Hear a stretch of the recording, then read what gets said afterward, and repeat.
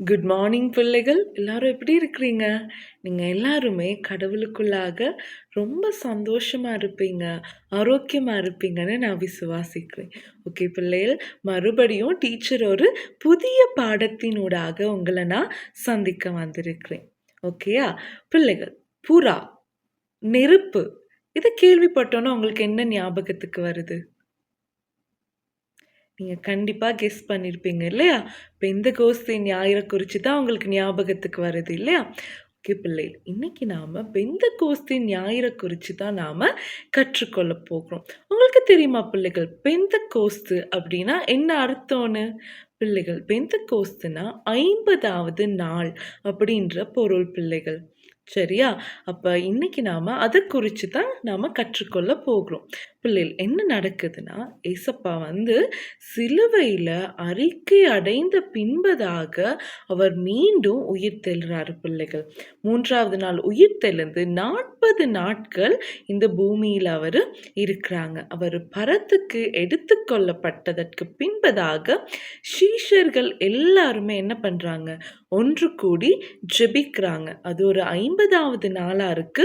அது மட்டும் இல்லாம அது யூத மக்களோட ஒரு கூடார பண்டிகையின் நாளாகவும் இருக்கு பிள்ளைகள்.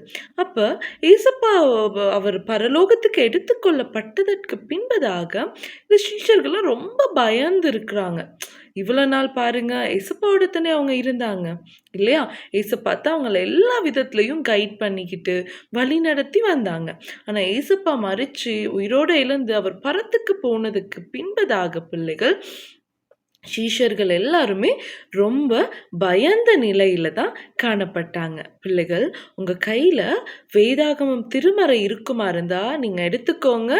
திருத்தூதர் பணிகள் 2ஆம் அதிகாரம் 1ஆம் வசனம் முதல் 22ஆம் வசனம் வரை நாம இந்த காரியங்களை கற்றுக்கொள்ள முடியும் பிள்ளைகள். அப்போ உங்கள்கிட்ட திருமறை இருந்தா நீங்க திருப்பிக்கோங்க. சரியா? அப்ப சீஷர்கள் எல்லாருமே ரொம்ப பயந்த நிலையில இருக்கும்போது அவங்க எல்லாரும் ஒரு மேல் வீட்டு அறையில, ஒரு அப்பர் ரூம்ல என்ன பண்றாங்கன்னு சொன்னா எல்லாரும் சேர்ந்து ஜெபிக்கிறாங்க பிள்ளைகள். ஓகேங்களா? அப்ப எல்லாரும் சேர்ந்து ஜெபிக்கும் போது என்ன நடக்குதுன்னா, ஏசப்பா பரத்துக்கு எடுத்துக்கொள்ளப்படுறாங்க. சீஷர்கள்லாம் பயந்த சுபாவமா இருக்காங்க. அவங்கெல்லாம் நினைக்கிறாங்க, சரி நாங்க பழைய வாழ்க்கைக்கே போயிடலாம், நாங்க மீன் பிடிக்கிறதுக்கு போயிடலாம், நாங்கள் சுங்க வரியில் இருக்கிறாங்க இல்லையா, வரி வசூலிக்கிற சீடர்கள் இருக்கிறாங்க, அதுக்கு போயிடலாம், நாங்கள் பழைய வாழ்க்கைக்கே போயிடலாம் அப்படின்ற எண்ணங்களோடையெல்லாம் இருக்கிறாங்க பிள்ளைகள். ஆனால் இந்த பெந்தகோஸ்தே நாள் மிகப்பெரிய ஒரு மாற்றத்தையும் திருச்சபையை பொறுத்த மட்டும் மிகப்பெரிய ஒரு புரட்சியும் ஏற்படுத்துது. என்ன நடக்குதுன்னா, இந்த அப்போஸ்தலர்கள் எல்லாருமே சேர்ந்து பிள்ளைகள் எல்லாருமே சேர்ந்து கிட்டத்தட்ட 150க்கு அதிகமான மக்கள் எல்லாரும் சேர்ந்து அந்த மேல் வீட்டறையில் ஜெபிக்கிறாங்க பிள்ளைகள். ஜெபிக்கும் போது என்ன நடக்குதுன்னா, வானத்திலிருந்து ஒரு புறாவை போன்ற ஒரு பிம்பம் தோன்றுது பிள்ளைகள். அது மட்டும் இல்லாமல் ஒரு பிளவுபட்ட ஒரு நெருப்பின் போன்ற ஒரு அக்கினி நாவுன்னு நம்ம சொல்வோம். பிளவுபட்ட நாவு அனைவர் மேலும் இறங்குது பிள்ளைகள். அப்படி இறங்கும் போது அந்த சீடர்கள்லாம் என்ன பண்றாங்க? எல்லாரும் அங்க ஜனங்கள் எல்லாருமே பிள்ளைகள் அவங்க பரிசுத்த ஆவியினால நிரம்பி நவமான பாஷைகளை பேசுறாங்க. அப்படின்னா என்ன? அந்நிய பாஷைகளை அவங்க பேசுறாங்க. அவங்களுக்கு தெரியாத மொழிகள்ல, அவங்களோட ஜென்ம பாஷைகள்ல அவங்க பேசுறாங்க. இதை கேட்ட மக்கள் எல்லாருமே இவங்க என்னடா திடீர்னு இந்த மாதிரி பேசுறாங்க, இது எதுவுமே இவங்களோட மொழி இல்லையேன்னு சொல்லி அவங்கள விமர்சிக்கிறாங்க. ஆனாலும் யோவேல் புத்தகத்துக்கு எழுதினதற்கு அமைவாக அந்த தீர்க்க தரிசனங்கள் அன்றைய நாளில் நிறைவேறுது பிள்ளைகள். அப்படி நிறைவேறி அந்த சீடர்கள் எல்லாருமே பரிசுத்த ஆவியினால பலம் கொண்டு தான் பிள்ளைகள் எல்லா இடத்துக்கும் போயிட்டு இயேசுவை பற்றி தைரியமாக அவங்க சொல்கிறாங்க. ரைட், இப்போ அன்றைக்கு தான் நம்முடைய திருச்சபையானது தோற்றம் பெறுது பிள்ளைகள். இப்போ அப்படி தோற்றம் பெற்று சீஷர்கள் எல்லாருமே எல்லா இடத்துக்கும் போயிட்டு தைரியமாக இயேசு கிறிஸ்துவை பற்றி சொன்னதின் நிமித்தமாக தான் இன்றைய நாளில் நானும் நீங்களும் ஒரு கிறிஸ்தவராக இருக்கிறோம். அது மட்டும் கிடையாது, கிடையாது. இன்றைய நாள்ல நாம பெந்தகோஸ்தே ஞாயிற திருச்சபையில நாம கொண்டாடுறோம் பிள்ளைகள். ரைட். இது பெந்தகோஸ்தே பற்றின ஆரம்பத்துல நடந்த கதை பிள்ளைகள். ரைட். இப்ப இதை நாம திருத்தூதர் பணி 2ஆம் அதிகாரம் 1ஆம் வசனம் முதல் 22ஆம் வசனம் வரை நீங்க இதை வாசிக்கலாம். ஓகேங்களா?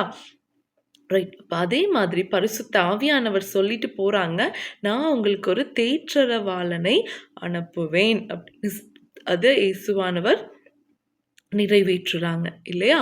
அதே போல தான் நம்முடைய வாழ்க்கையிலும் பிள்ளைகள் நம்ம பயந்து இருக்கும்போது, நம்ம கஷ்டத்துல இருக்கும்போது, சில நேரம் நான் எப்படி இந்த எக்ஸாமை செய்வேன், எப்படி இந்த காரியத்தை செய்வேன்னு நம்ம மனம் துவந்து இருக்கும்போது நம்ம எப்பயுமே கவலைப்படக்கூடாது. ஏன்னா பரிசுத்த ஆவியானவர் நம்மளை வழி நடத்துவதற்கு எப்பொழுதுமே நம்ம கூட இருக்கிறாங்க. அது மட்டும் கிடையாது பிள்ளைகள், நம்மளை வழி நடத்துவதற்கு நமக்கு பாதுகாவலரை தந்திருக்கிறாங்க, பெற்றோர்களை தந்திருக்கிறாங்க, ஆசிரியர்களை தந்திருக்கிறாங்க.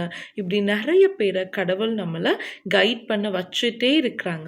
அப்போ நம்ம என்ன பண்ணணும்? அந்த சீடர்கள் பரிசுத்த ஆவியானவரின் துணையோடு கூட எல்லா காரியத்தையும் மேற்கொண்டு ஒரு நல்ல கிறிஸ்தவ வாழ்க்கையை வாழ்ந்து எல்லாருக்கும் இயேசு கிறிஸ்துவ பற்றின நற்செய்தியை சொல்லி அவங்க கிறிஸ்துவ எல்லா இடத்துலையும் பறைசாற்றினாங்க. அதே போல் ஏசப்பாட பிள்ளைகளாகிய நாம் என்ன பண்ணணும் பிள்ளைகள்?